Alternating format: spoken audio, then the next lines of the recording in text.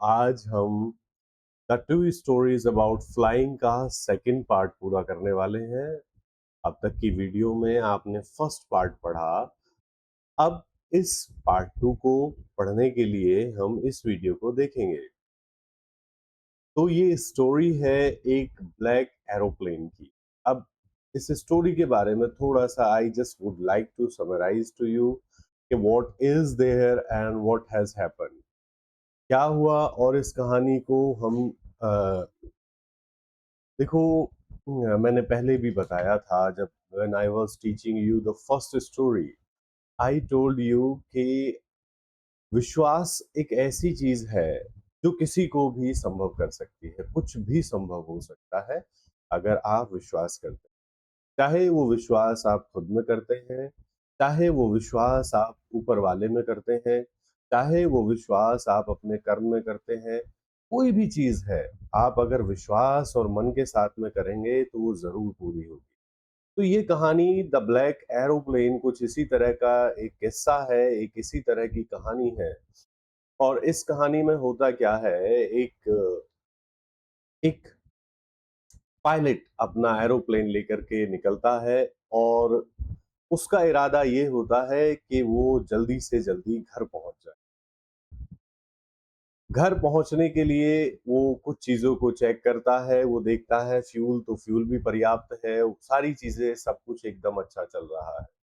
लेकिन अचानक से रास्ते में उसको बहुत सारे बादल दिखाई देते हैं और बादल बहुत ज्यादा होते हैं, बहुत सघन होते हैं। तो ऐसी स्थिति में ये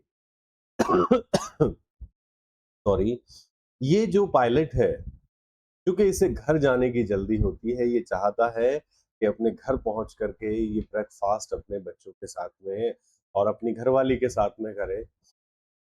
तो इसलिए ये डिसीजन लेता है कि उसके चारों मतलब उसके गो अराउंड ना करके उसके उससे अलग हट करके दूर ना जा करके बल्कि सीधा बादलों को पार करते हुए वो अपने घर पहुंचे। अब वो डिसीजन ले लेता है और आगे बढ़ जाता है। जब वो अंदर बादलों में घुस जाता है तो अचानक से उसके जो इक्विपमेंट्स हैं, वो इक्विपमेंट्स काम करना, फंक्शन करना बंद कर देते। अब इतने में ही वो क्या देखता है कि एक और एरोप्लेन है जो जिसका पायलट उसे इशारा करता है कि आओ आप मेरा पीछा करते रहो। अब जैसे ही वो पायलट इशारा करता है तो ये समझ जाता है कि ये दूसरा एरोप्लेन हेल्प करने के लिए आया है और वो उसके पीछे पीछे चल देता है। जब वो पीछे पीछे चल देता है तो बादलों से पार हो जाते हैं और बादलों से पार होने के बाद में वो एक जगह एक हॉल्ट लेते हैं, एक एयरपोर्ट पर। तो वो एयरपोर्ट पर उतरने के तुरंत बाद वहां जाकर के ये पूछता है कि वो एरोप्लेन किसका था जिसने मुझे इन बादलों से निकलने में मदद की। और वो इसलिए पूछता है ताकि वो जाकर के उसे थैंक यू बोल सके। लेकिन उसके आश्चर्य के लिए, सबसे बड़ा आश्चर्य उसके लिए तब होता है जब एयरपोर्ट से उसको ये सूचना प्राप्त होती है कि वो तो इन बादलों में सिर्फ अकेले उड़ रहे थे, कोई दूसरा ऐसा एरोप्लेन नहीं था। तो अब इस पावर को आप क्या समझिएगा, क्या मानिएगा, इस कहानी के बारे में आओ हम समझते हैं और इस कहानी को पढ़ते हैं। तो कहानी शुरू होती है। The moon was coming up in the east behind me and stars were shining in the clear sky above मी। वो कहता है कि moon was coming up in the east behind me, मतलब जिस तरफ वो जा रहा है यानी पश्चिम दिशा में वो जा रहा है, तो जो मून है उसके जस्ट पीछे है यानी पूरब दिशा में। एंड स्टार्स वर शाइनिंग, और जो तारे थे वो चमक रहे थे, क्लियर स्काई एबव मी, बिल्कुल साफ आकाश में जो ठीक मेरे ऊपर था। There wasn't a cloud in the sky, आकाश में ना तो कोई बादल था ना कुछ था। I was happy to be alone high up above the sleeping countryside. वो कहता है मैं बहुत खुश था, ऊपर, इतने ऊपर अकेला था और कोई नहीं था, और ये पूरा का पूरा जो एरिया है जहां से वो गुजर रहा है वहां लोग सभी सो रहे हैं। I was flying my old Dakota aeroplane over France back to England. वो कह रहा है कि मैं अपने जो एरोप्लेन है जिसका नाम क्या है, डेकोटा, ये थोड़ा बूढ़ा हो चुका है, ओल्ड है, ओल्ड डेकोटा को उड़ा रहा था एरोप्लेन को ओवर द फ्रांस। और कहाँ था इस समय? वो फ्रांस के ऊपर उड़ रहा था और जाना कहाँ चाहता था? इंग्लैंड जाना चाहता था, वापस जा रहा था। I was dreaming of my holiday and looking forward to being with my family. वो कह रहा है कि मैं सपना देख रहा था उन छुट्टियों का जो मैं अपने परिवार के साथ में बिताऊं और मेरे परिवार के साथ जीने का। I looked at my watch 1:30 in the morning. मैंने अपनी घड़ी की तरफ देखा तो सुबह का 1:30 बजा था। I should call Paris control soon I thought. मैंने सोचा कि मुझे जल्दी ही पेरिस कंट्रोल टावर से संपर्क साध लेना चाहिए। As I looked down past the nose of the aeroplane, I saw the light of a big city in front of। उसने जैसे ही एरोप्लेन की नोज, यानी नोज इज द सबसे अगला हिस्सा जो होता है उसे नोज कहते हैं, तो उसने वहां से आगे की तरफ झांक करके देखा तो उसने देखा कि उसके ठीक सामने बड़े शहर की लाइटें थी। I switched on radio and said Paris control Dakota DS 088 here. तो एक तरीका है अपना परिचय देने का। उसने स्विच ऑन किया रेडियो का और कहा, मैं पेरिस कंट्रोल, मतलब संबोधित करते हुए कहा, पेरिस कंट्रोल, मैं डेकोटा डीएस 088, यानी उसने अपने एरोप्लेन की पहचान बताई। Can you hear me? क्या आप मुझे सुन सकते हो? I am on my way to England over. तो ओवर तब कहा जाता है ऐसे कम्युनिकेशंस में जिन कम्युनिकेशन में आप अपनी बात पूरी कर चुके हो, तो ये ऑफिशियली अपनी बात को पूरा करने का एक संकेत होता है। ठीक है, तो कहता है कि I am on my way to England over. मैं अपने रास्ते पर हूं, कहा? वापसी इंग्लैंड के लिए। और इतना कह करके वो अपनी बात पूरी खत्म कर देता है। The voice from the radio answered me immediately. और एक आवाज जो रेडियो से आई उसने तुरंत उत्तर दिया, DS 088। ठीक है, आई कैन हियर यू। उधर से तुरंत आवाज आई कि मैं तुम्हें सुन सकती हूँ, DS 088। You ought to turn 12 degrees west now, DS 088 over. तो वो कहता है कि आ, उधर से जो आवाज आती है टावर से, कंट्रोल टावर से, तुम्हें 12 डिग्री पश्चिम दिशा की तरफ घूम जाना चाहिए अब। और इतना कह करके वो क्या कहती है, DS 088 over. I check the map and the compass. मैंने मैप चेक किया और कंपास चेक किया। Switched over to my second and last fuel tank. यानी दो फ्यूल टैंक होते हैं, तो उनमें से दूसरा वाला जो था, अब उसका फ्यूल यूज करना शुरू कर दिया था। And turn the Dakota 12 degree west towards England. और वो कहता है कि मैंने अपने डेकोटा एरोप्लेन को 12 डिग्री घुमा दिया, किस तरफ? इंग्लैंड की तरफ। I be in time for breakfast I thought. मैंने सोचा कि ब्रेकफास्ट के समय तक तो मैं पहुंच ही जाऊंगा। A good big English breakfast, एक बड़ा शानदार English breakfast. Everything was going well, it was an easy flight. सब कुछ तो ठीक ही चल रहा था और एक बड़ी साधारण सी फ्लाइट फ्लाइट थी, इजी फ्लाइट थी। Paris was about 150 kilometres behind me when I saw the clouds. और इसी बीच में जो पेरिस था वो मुझसे 150 किलोमीटर पीछे रह गया था। और जैसे ही मैंने आगे देखा तो क्या देखा? I saw clouds. मैंने बादल देखे, स्टॉर्म क्लाउड्स, और तूफानी बादल देखे। तो मैं बच्चों ये बता देना चाहता हूं कि जिस तरह से पॉट होल्स सड़क में बने हुए गड्ढे या ट्रैफिक जाम या कोई भी ऐसी समस्या जो रोड ब्लॉक करती है, ठीक उसी तरह से जो हवाई मार्ग से जाने वाले लोग हैं, उनके लिए सबसे बड़ा नाइटमेयर जो होता है वो क्लाउड्स होता है। और क्लाउड से होकर के गुजरना अपने आप में सबसे मुश्किल काम होता है। तो इसलिए पायलट जैसे ही वो देखा तो अब उसका वर्णन करने लगा। दे वर ह्यूज, वो कैसे थे? वो बड़े थे, विशाल थे। They looked like black mountains standing in front of me across the sky. वो बड़े बड़े माउंटेन्स दिखाई दे रहे थे, ठीक मेरे सामने खड़े थे। ठीक है ना? I knew I could not fly up, मैं जानता था मैं इनके ऊपर से होकर के नहीं उड़ सकता। एंड ओवर देम, या तो ऊपर से या उनके ओवर होकर के नहीं उड़ सकता था। And I did not have enough fuel to fly around them to the north और द साउथ। अगर मैं ये कोशिश करता कि मैं उनसे घूम करके निकल जाऊं, मतलब या तो नॉर्थ में होकर के घूम के निकल जाऊं या तो साउथ से होकर के घूम के निकल जाऊं, ऐसा करने के लिए मेरे पास में पर्याप्त फ्यूल नहीं था। तो अब उसके पास क्या बचता है? उसके पास में ये बचता है कि वो सिंपली इन स्टॉर्म्स में और ये जो क्लाउड्स है, इनसे होकर के अपने घर जाए।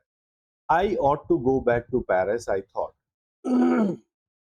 मैंने सोचा कि मुझे पेरिस वापस चले जाना चाहिए, but I wanted to get home. मैं घर जाना चाहता था। आई वॉन्टेड दैट ब्रेकफास्ट, मैं वो नाश्ता चाहता था। I take the risk, I thought, मैंने सोचा मैं रिस्क लूंगा।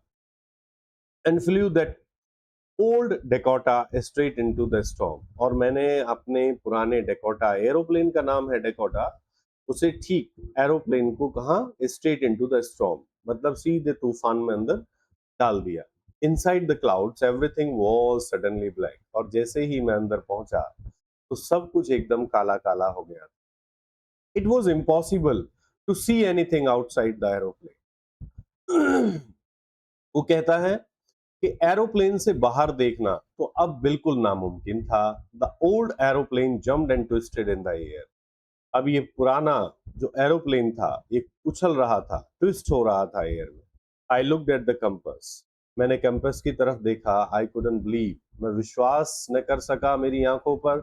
The compass was turning round and round. अब कंपास जो नेविगेशन में हमें किस रास्ते जाना है, जैसे आप सड़कों पर मैप लगा करके चलते हो, तो ठीक उसी तरह से एरोप्लेन में कंपास की जरूरत होती है ताकि उनको राइट डायरेक्शन का पता रहे। तो अब वो जो कंपास था, जो कंपास डायरेक्शन बता सकता था, अब वो राउंड एंड राउंड घूम रहा था, मतलब it was not functioning well. It was dead, ये खराब हो चुका था। इट वुड नॉट वर्क, ये काम नहीं करेगा। The other instruments were suddenly dead too, और बाकी जो इंस्ट्रूमेंट्स थे, जितने भी इंस्ट्रूमेंट्स थे, वो सारे के सारे सब डेड हो गए। आई ट्राइड द रेडियो, मैंने रेडियो से संपर्क साधने की कोशिश की। Paris control, can you hear मी।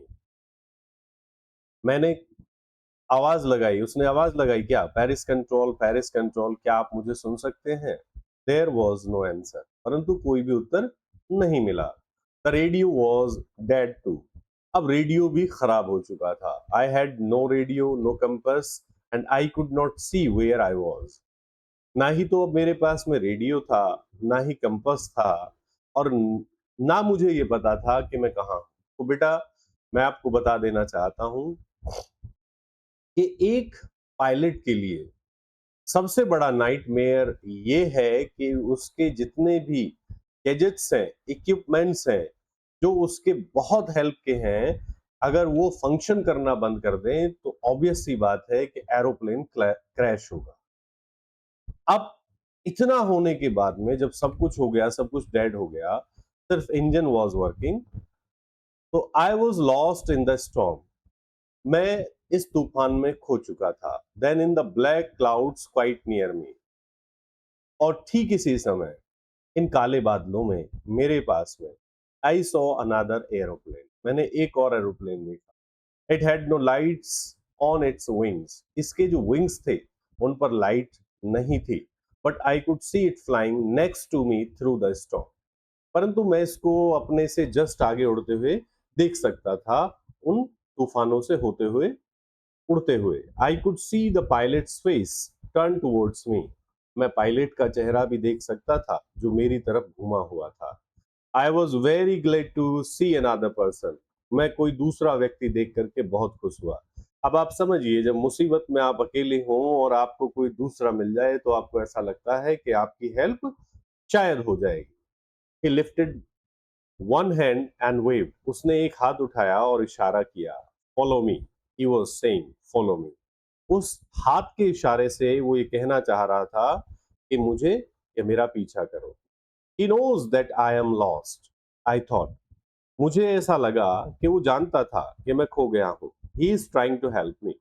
वो मेरी मदद करने की कोशिश कर रहा था। He turned his aeroplane slowly to the north. उसने अपने एरोप्लेन को धीरे से नॉर्थ दिशा में घुमाया। In front of my old Dakota, मेरे पुराने डकोटा के ठीक सामने, so that it would be easier for me to follow him, ताकि उसको फॉलो करना मेरे लिए आसान हो जाए। I was very happy to go behind the strange aeroplane like an obedient child. उस विचित्र एरोप्लेन के पीछे पीछे मैं एक आज्ञाकारी बच्चे की तरह चलता रहा और मैं बहुत खुश था। आफ्टर हाफ एन आवर, आधे घंटे के बाद में, the strange black aeroplane was still there in front of me in the clouds. आधे घंटे तक भी चलने के बाद में ये जो ब्लैक एरोप्लेन था ये अभी भी मेरे ठीक सामने था बादलों। Now there was only fuel in old Dakota's last tank to fly 4, 5 or 10 minutes more. अब मेरा जो ओल्ड डोकेटा है, डेकोटा है, एरोप्लेन है, उसमें बस इतना ही फ्यूल बचा था कि मैं 5 या 10 मिनट मुश्किल से उड़ सकता था। I was starting to feel frightened again. अब फिर से मुझे डर लगने लगा कि भाई रास्ता तो मिल गया, चलो इक्विपमेंट्स काम नहीं कर रहे, कोई बात नहीं, लेकिन अब तो मेरा फ्यूल भी खत्म होने वाला है। But then he started to go down and I followed through the storm. और तभी उसने जो है नीचे जाना शुरू किया और मैं तूफान से होकर के गुजरता रहा। Suddenly I came out of the clouds and saw two long straight lines of light in front of me. अचानक मैं क्लाउड से बाहर आया और मैंने अपने ठीक सामने दो लाइट्स की लाइन को देखा। और ये लाइट्स की लाइन कहाँ थी? एक एयरपोर्ट की। इट वॉज अ रनवे, एक रनवे था। An airport, I was safe, मैं सुरक्षित था। I turn to look for my friend in the black aeroplane. मैंने उस काले एरोप्लेन के मित्र को देखने के लिए मैं जैसे ही पीछे मुड़ा, but the sky was empty, परंतु आकाश बिल्कुल खाली था। देयर वॉज नथिंग देयर, कुछ भी नहीं था। The black aeroplane was gone. ये जो काला जहाज था, एरोप्लेन था, ये जा चुका था। I couldn't see it anywhere, मैं इसको कहीं भी नहीं देख सकता था। I landed and was not sorry to walk away from the old Dakota near the control tower. I landed, मैंने जहाज को लैंड कर दिया, जमीन पर आ गए, and was not sorry to walk away, और मैं दुखी नहीं था मेरे डकोटा से दूर जाते हुए कंट्रोल टावर की तरफ। I went and asked a woman in the control centre.